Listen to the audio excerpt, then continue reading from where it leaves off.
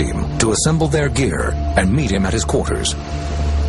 Within minutes, they head toward the Rendlesham forest. By the time Holt arrives, a security cordon has been established around the perimeter of the woods. Holt is briefed on the situation and is told that the UFO is no longer visible, but the men are experiencing mysterious outages in their high-powered floodlights called light-alls. Holt and his team collect their gear, a still camera, a Geiger counter for measuring radiation, and a night vision device called a starscope. I took my small personal cassette recorder, which I carry just about everywhere with me, just to record the events. The team heads into the dark woods. And I was going to investigate and show that there was definitely a good, reasonable explanation for everything. The following is the recording Holt made that night. 150 feet or more from the initial, I should say, suspected impact point. Having a difficulty, can't get the light all to work. There seems to be some kind of mechanical problem. Along with the malfunctioning light-alls, Holt's team encounters the same radio interference experienced by Burroughs and Penniston 2 nights prior. They are walking through the area where Burroughs and Penniston reported seeing the unidentified craft, when Holt notices gashes in the bark of several trees. It looks as if they have been struck by a large object. Holt orders one of his men to take photographs. He took pictures of the indentations of the trees and everything. He was taking snap, snap, snap all the time. The Geiger counter begins registering high levels of radiation, but only in the areas surrounding the alleged landing site. Is there any readings on the tree you're taking samples from on the side facing the suspected landing site? 4 clicks max. Up to 4. Interesting. That's right where you're taking the sample now. 4. That's the strongest point on the tree? Yes, sir. Have you got to the back? There's no clicks whatsoever. Suddenly, the dark woods are alive with sound.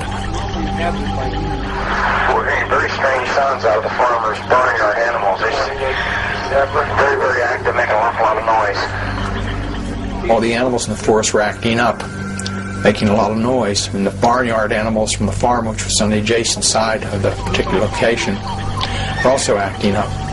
One of his men points out a glowing light in the distance. With his tape recorder rolling, Holt documents every moment of this encounter. You just saw a light there. Wait a minute, slow down. Where? Right at this position here, straight ahead, in between the tree. There it is again. Watch, straight ahead off my flash right there. There it is. Hey, I see it too. What is it? Don't know, sir. We saw this bright red glowing object. It looked like an eye. It's the best way I can describe it. It was bright red, had a dark center, and appeared like as though it were winking. We're about 150 or 200 yards from the site. Everything else is just deathly calm. There is no doubt about it. There's some type of strange flashing red light ahead. It's yellow. I saw a yellow tinge in it too. Weird. It appears to be maybe moving a little bit this way. It's brighter than it has been. Yellow. It's coming this way. It is definitely coming this way. It was moving through the trees, horizontally, but also traveling vertically. In other words, it was zigzagging through the trees and dripping what appeared to be, the best way I can describe it, as molten metal. Holt and his men pursue the object into a nearby field. As we approached, it receded. It went away from us. It went out into the farmer's field. It stayed there for probably 20, 30 seconds, maybe a little more. There is no doubt about it. This is weird. And then it silently exploded and broke into multiple white objects. So we went into the field and searched around on the ground looking for burnt marks or evidence of whatever was coming off the object. The men find nothing in the field. Overhead, the object makes a sudden turn. It approached us at very, very high speed. Oh, here he comes from the south. He's coming toward us now. It stopped overhead and sent down a beam. The best way I can describe it is like a laser beam. Now we're observing what appears to be a beam coming down to the ground. This is unreal. It was a steady, constant beam as far as the diameter. It fell at our feet, and we all just went in awe. And I thought, was it trying to signal? Is it trying to warn us? Is it threatening us? and just as suddenly as it appeared, the light went click and was off. The object speeds away. The team watches, mesmerized, as it moves over the base and continues to beam lights to the ground. To some, it appears that the light is beaming directly into the base's weapons storage area, where nuclear missiles are reportedly housed. There's one object still hovering over Woodbridge Base at about 5 to 10 degrees off the horizon, still moving erratic and similar lights and beaming down this area. At this point, Holt's recorder runs out of tape. A craft is still hovering in the distance, but Holt and his team aren't sure what to do next. There's no protocol for what they've just encountered. Unnerved and exhausted, the men head back to base. Airman John Burroughs, who had witnessed a UFO 2 nights earlier, arrives at the site, along with Sergeant Adrian Bustinza. Burroughs is immediately concerned by the behavior of the men returning from the field. They were kind of, I don't know, they were weird. I mean, they were upset. After a brief conversation, Burroughs spots a blue light glowing in the same clearing Holt has just examined. The airman is determined to investigate further.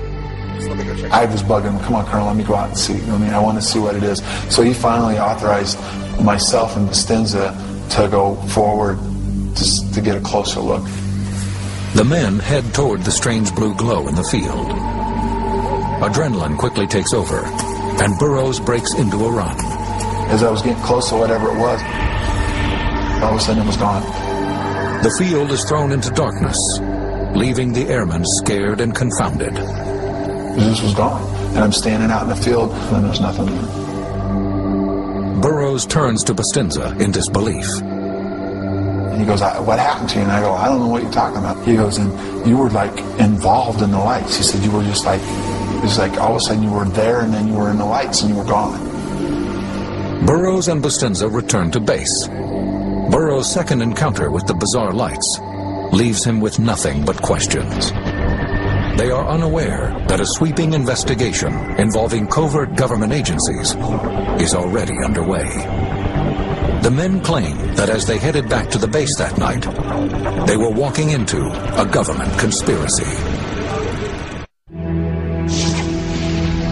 January 1981. Rumors are swirling around the Woodbridge Bentwaters air bases in eastern England after mysterious UFOs are sighted by the U.S. Air Force personnel stationed there. Many of them were some years into their tour of duty. These were highly trained witnesses. It's not as if they'd all just turned up there the night before. The military investigation that followed remains controversial to this day. Those who say they witnessed the UFOs believe the military was more interested in damage control than in finding the truth.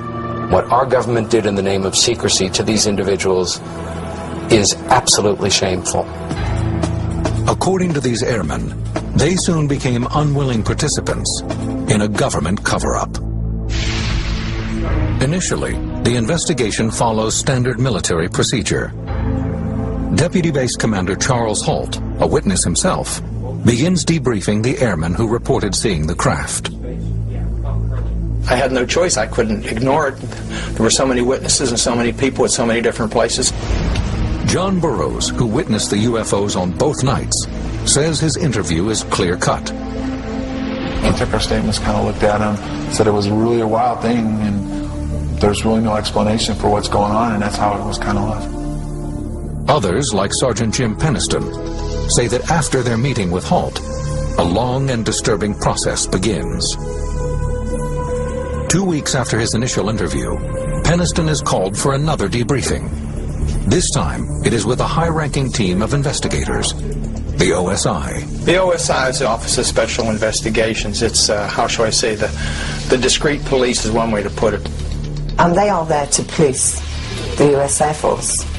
And they can actually walk into an office of a general and, you know, even arrest him, if you like. That's how powerful they are. When Peniston enters the room, the mood is ominous. He begins to give a statement and offers the investigators sketches and notes of his encounter. A According to Peniston, the rest of the interview is a blur. To this day, he has a difficult time recalling precisely what tactics the OSI used to extract his information. They took extra steps to make sure I was telling the truth. Sodium pentothal. I'm sure I gave a release for that.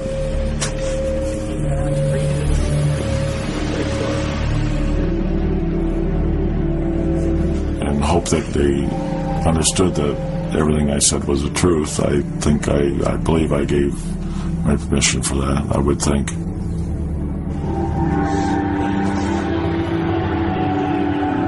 To Peniston, the military's investigation takes on a sinister tone as more men are called in for questioning.